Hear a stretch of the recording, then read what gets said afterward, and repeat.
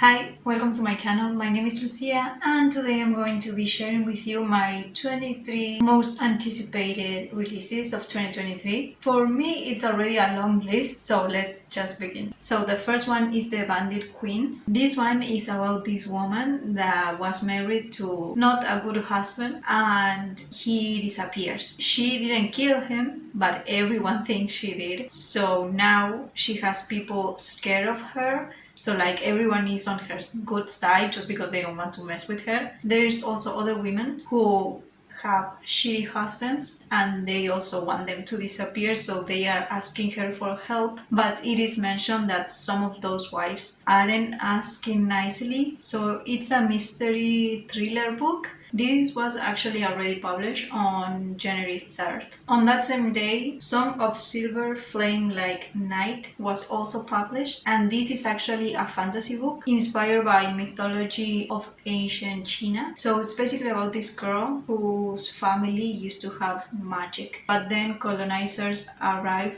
to her kingdom and they destroy everything. The mother of this girl, the colonizers actually killed her, but before they could kill her, she left a mark on her that we don't really know what it represents, but it's linked to their people's power. And then she meets another practitioner who actually knows how to use the powers, and together they have to find answers to how to use those powers, how to protect their people and get freedom for their land. Anything that has magic, I am already like, just give it to me.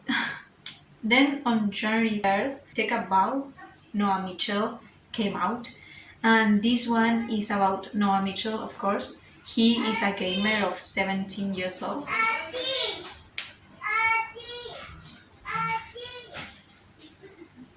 He's a 17-year-old gamer and he has his best friend that he knows through the computer, but they don't actually know each other in person. But Noah is convinced that they are soulmates, so he makes an entire plan to meet this guy. And it's actually involving a theater show that he knows his friend is going to be there acting, so he also tries to get a role there. I really think it's going to be sweet and funny and entertaining. Then I have three books that came out on January 10th. The first one is The Hues of Me and You. For this one I actually already have an arc just because I needed to request it. This one is a sapphic story between two girls that met at college, but then things didn't work out, like they were never a couple, but you know that tension. So now it's a couple of years later and they meet again. So all of those questions and feelings start to act up again, and it's just their romance. And then the next one is also sapphic, but this one is called The Hero Complex and it's a fantasy. And it's about this scientist who actually managed to give herself superpowers, and now there's someone against her trying to steal her powers and also the invention she created to get those powers. So she teams up with a team of superpowers but kind of villains, and in the middle of all of that she ends up kidnapping a nurse. So it's sapphic, but it has more elements, you know, the fantasy and the arch nemesis and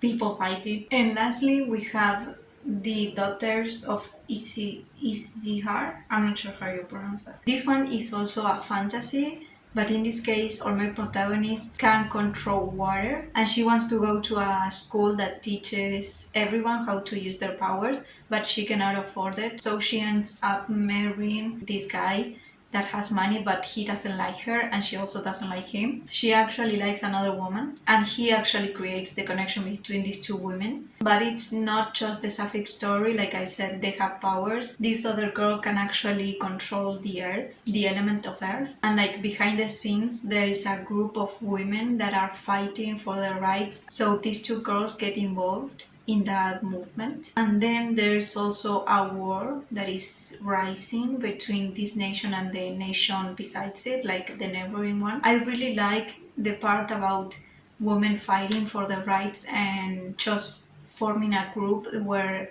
they all support each other and go looking for the same cause, but also the sapphic and the magic of course I want to read that. On January 17th, Figure It Out Henry Weldon is coming out, which is a middle grade novel about this girl that changes school and her entire life changes. Now she's in the soccer team, she has new friends, but her siblings don't like these new friends. She also finds poetry, so she's experimenting with that. And she also has a learning disability that makes learning math really difficult. So it's her trying to actually figure it out, how to make time for everything and balance her life and her interests. It's she growing up, she's a small child. On January 31st, Sorry Bro comes out, and this is such a cute story, and also the cute cover. It's about this girl that is Armenian, and she has a boyfriend that proposes, but she realizes she doesn't want to marry him.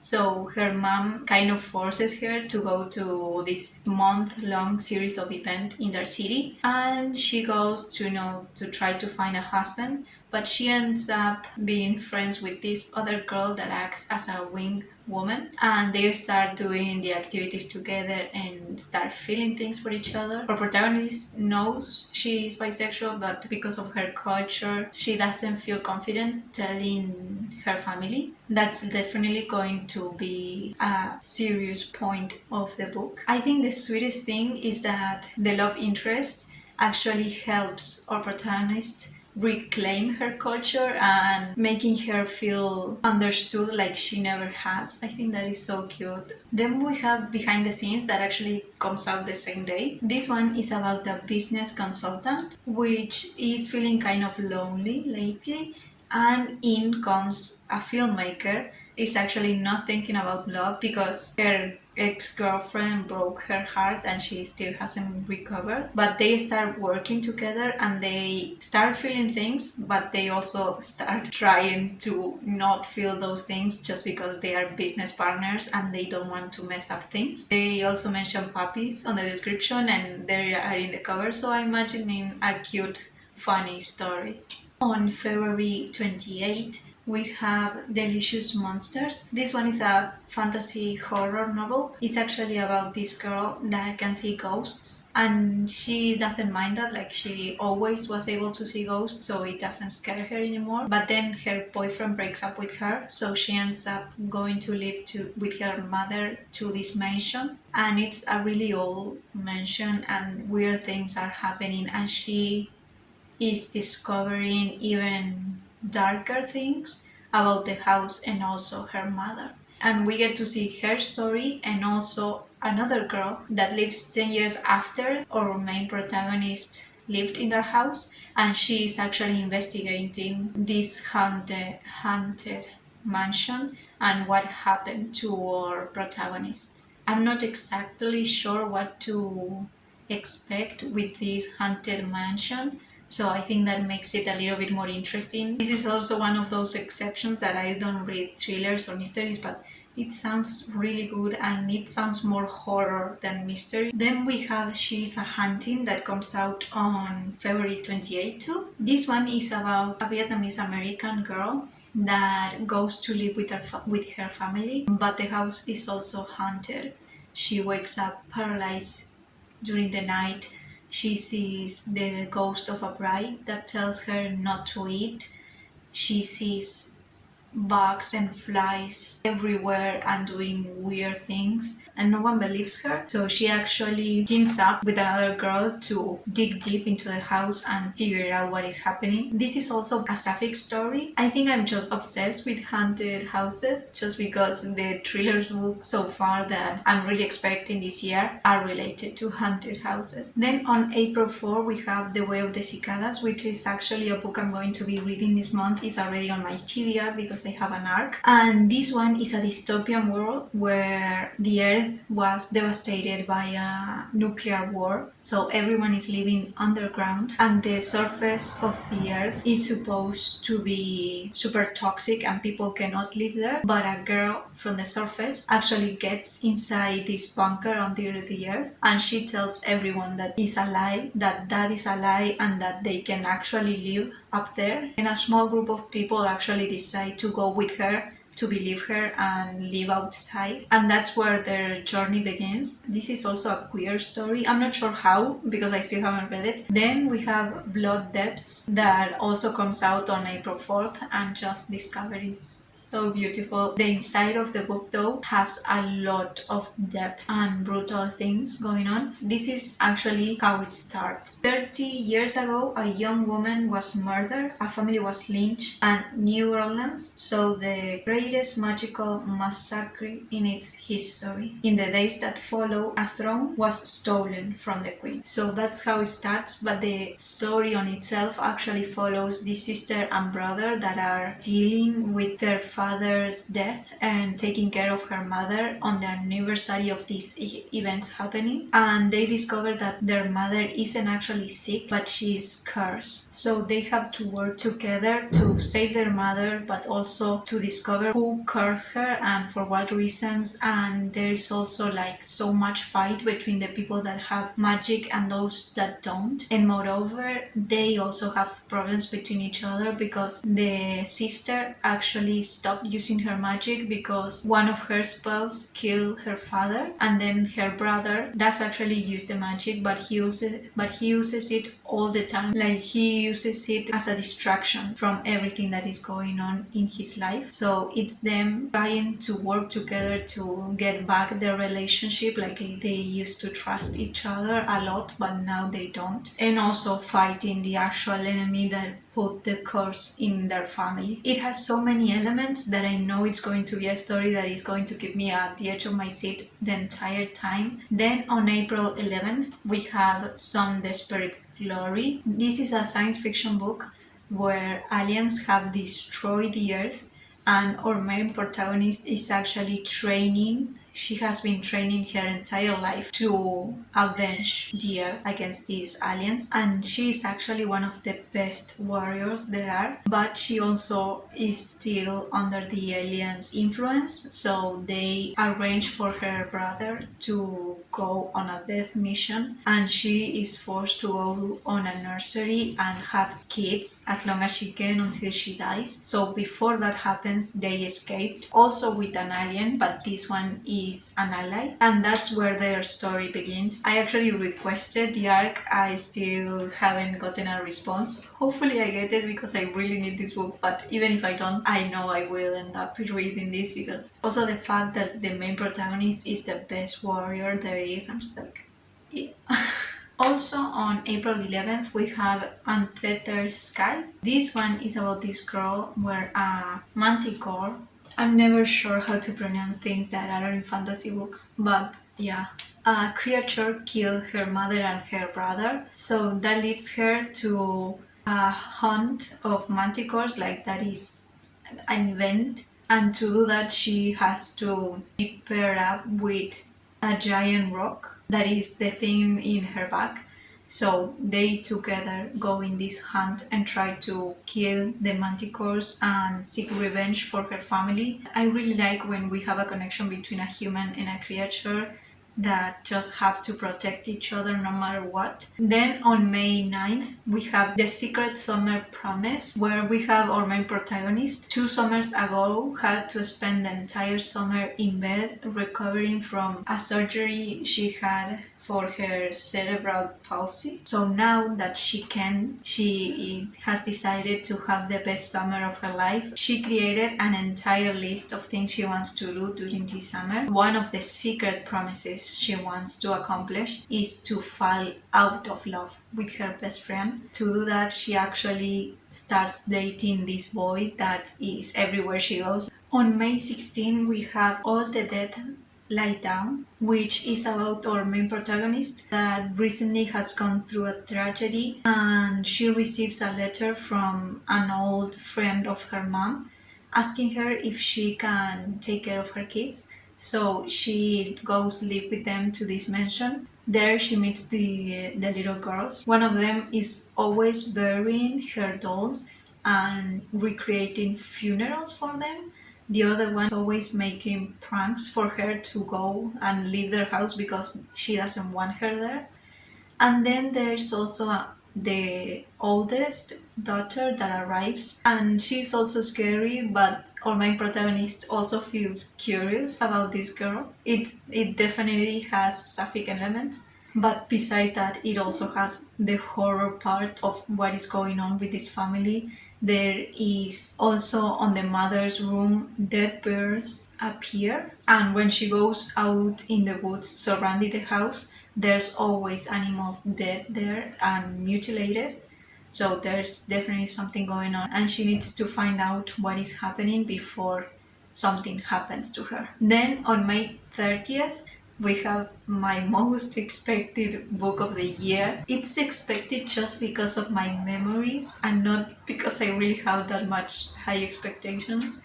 Well, kind of. It's Girls Like Girls by Hayley Kiyoko. This was my favorite video. This was the moment I realized, I think, like I didn't figure it out, like I know, but I just started feeling some way. If you are queer, you know. I will listen to this song every day, all the time. I was obsessed. So I just need to read this book. Like, if that's the only thing I accomplished this year, I have to read this book. I don't even know what it is about. Like, I'm guessing it's going off the music video. So I have high expectations because I feel like this is something I could love so much. Next, on June 20th, we have the other book that I mentioned I'm going to read this month, and it's Can't Let Her Go, which I was given an arc for.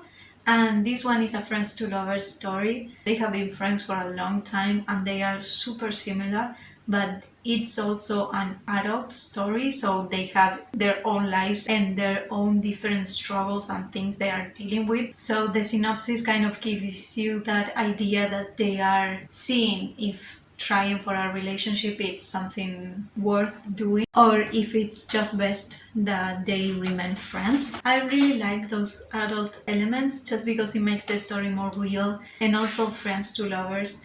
And this cover, I mentioned that I read it, I think, on my TBR, but I'm really excited about it. I just love Friends to Lovers. On June 27, we have The Invocations, and this one is about these three different girls. The first one had her sister killed by a serial killer, so now she's trying to get her sister back to life. Then we have this other girl that is a billionaire, but she made a deal with a demon, but things went wrong super quickly, and now everything besides her, like bugs, flies, flowers, just dies immediately, and she's also having nightmares throughout the night, every single night, so she's suffering a lot. For both of them, the solution is this other girl that is the daughter of a witch, and she sells spells to different women that are desperate for a solution.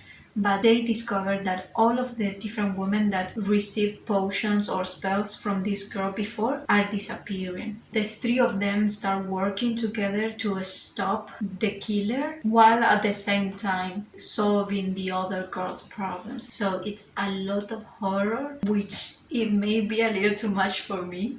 But the fact that it is related to magic and witches makes me interested and makes me want to give this book a try. On July 25th, we have The Sun and the Void, which is actually written by a Venezuelan author, and it's also sapphic. We have our main protagonist that is traveling to visit the grandmother she never met, and when she's close to her house, our main protagonist gets attacked and her grandma saves her. So she is in her debt and she is going to do anything to keep her favor, and even if it's binding herself to a god. And it's even said that this god whispers to her at night. And then we have another girl. She knows she has powers and can use magic, but she doesn't because it's not allowed in her community. I'm not sure how their story connects, but it already sounds super interesting, all the magical aspects. I really want to know more about Venezuelan mythology. I'm pretty sure we all have things in common here in South America, but it's still interesting to read and compare. On September 5th,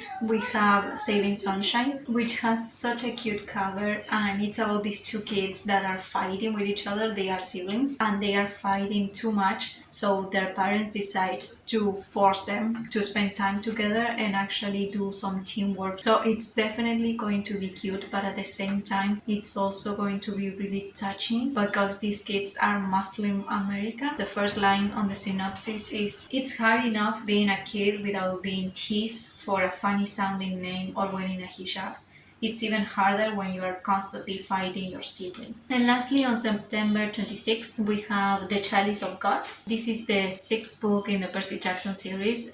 Rick Riordan actually came out with it now that the series is coming. So a lot of people on Twitter are saying that the only reason for this book to come out is to help the marketing of the series. So I'm not sure how good it's going to be, but it has Percy Jackson. I'm going to read every single Percy Jackson book it ever comes out. Those were the 23 books that are coming out this year. I'm really excited for. Let me know if you knew about them or if you are interested now. There are definitely a couple of months that I have no new releases coming out on my radar, and that's definitely wrong. I'm missing on something. So if you know another great recommendation, let me know. If you like this video, give it a big thumbs up and subscribe to my channel if you want to see more, and I'll see you in the next video.